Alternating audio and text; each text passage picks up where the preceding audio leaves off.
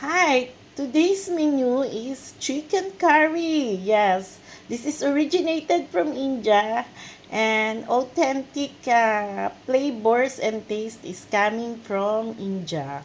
But I have my own version of chicken curry. This is Philippine chicken curry. So I have here, start from here the ingredients. I have 1 tablespoon of salt, 1 teaspoon of curry powder, and this one is red chilies. I cut into small pieces, and finely chopped onions, one big cup. And this one is blenderized tomatoes, pressed tomatoes, 1.5 cup. And I have here ginger and onions. I mix it together and I blender. I have cooked potatoes, fried potatoes. I cut into small pieces.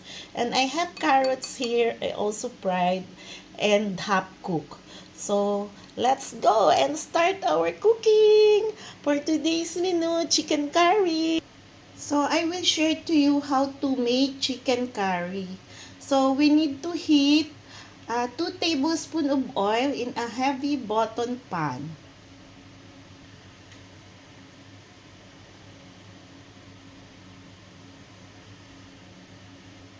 So, when the oil turns hot, add curry leaves,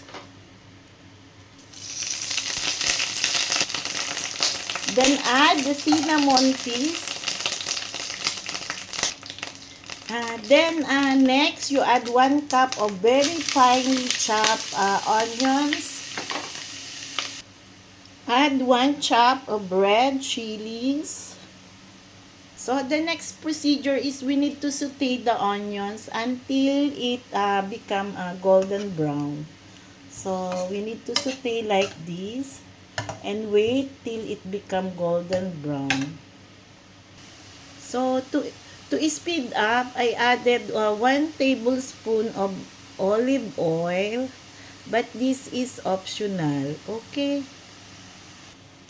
So, before adding the garlic and ginger paste, make sure the onions already turns golden brown. As you can see, yeah. So, now I can add up. This is ginger and garlic. It is 1/4 cup. I added 1/4 cup.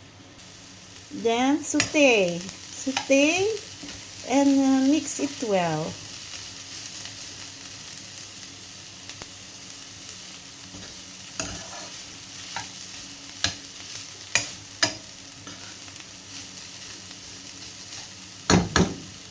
It will take 2 to 3 minutes until the raw smells disappear completely. 3 minutes is over, so I will add 1/2 cup tomatoes. It is pureed. I blenderize it. And also, I will add the turmeric powder.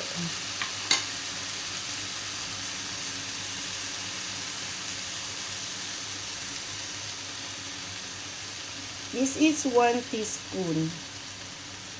So, the next thing we need to do is to fry the tomatoes and until it completely mushy and the raw smell has gone. Then, after that, I will add 1 teaspoon red chili powder and we'll wait until it will be like mushy. Okay? Then we need to saute on a medium flame until the mixture becomes thick and begins to smell good. So, let's make this mixture thick. We'll wait for it. So, let's wait. We're not in a hurry. Only on the medium part. So, if you don't like chunky onions in your curry, then cool and blend this with water to smooth the puree. Okay? Just add a little bit water. Then, we can add, now I will add this 1/4 cup of coriander. because I don't have the powder. So I use the coriander leaves. This one. Then I can add the chicken after mixing this one. Yes. Mix it first. Yes. Then we can add the chicken pieces. I use 1 kg of chicken and it's clean. I remove the skin also. Ayan. So, we'll wait until the chicken became pale. So, we need to saute the chicken for 3 to 4 minutes until the chicken turns pale.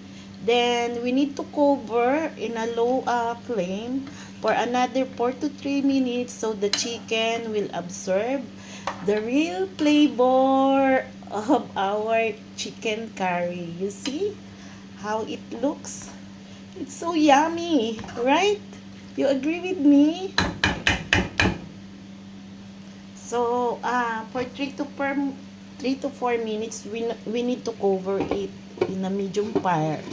Yan, and we need to wait. Now I can add up coconut milk. Yeah, just 1/2 cup. Just to cover partially the chicken. Yan. Then, put it on a medium to a slow fire. And wait for another 5 minutes. Mix it well before covering. You see? Wow! It's so yummy. My God, the smells. The smells is coming to my neighbor. I'm sure they will love the smell because it smells curry. And my neighbor usually Indians. Now I can add 1 teaspoon salt.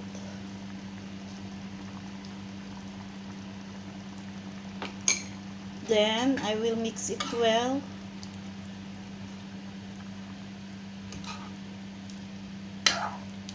Wow. It's really wow, wow, wow.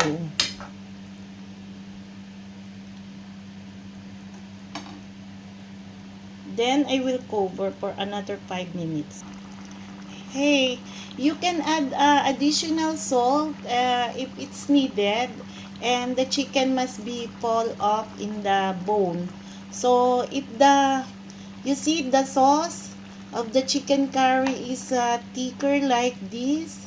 Wow, you see how it's thicker. So we need more time, little bit time to make it more thicker. And if you finish, you can serve it with rice, steamed rice, kubus, or chapati, any tortilla wraps, or wheat wraps, anything you want. You can dip in it, in the sauce. It's really a wonderful taste, and it smells that the curry is giving to my neighbor and to me. It's very authentic. Oh, wow! Try to cook chicken curry. Follow and likes for more. After this, I will garnish with coriander leaves, and I will cover.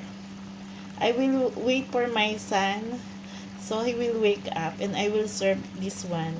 I will make sure it's hot. Thank you guys. Thank you for watching.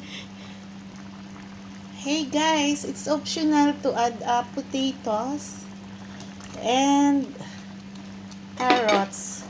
Me, I love to add potatoes and carrots in curry chicken, but it's up to you if you want to add up.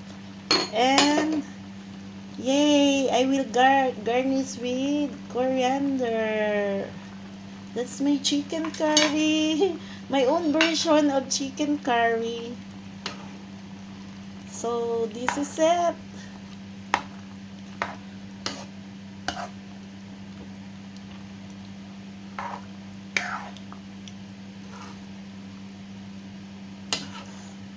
Look at the sauce, guys. Wow. So sticky. Ayan.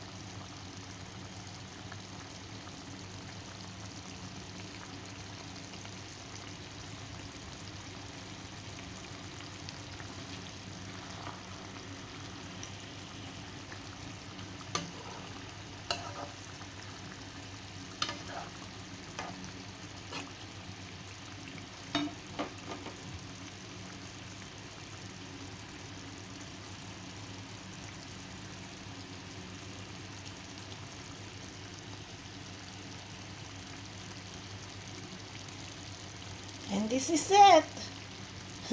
Finally.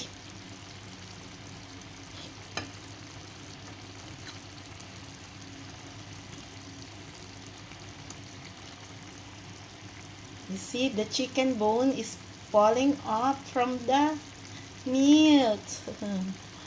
Yes, it should be like this. And you see the sticky sauce. Oh, wow. I'll have to try this now. See?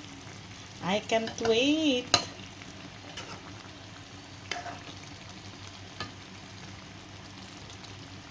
So this is my chicken curry. Let's eat together. Let's enjoy.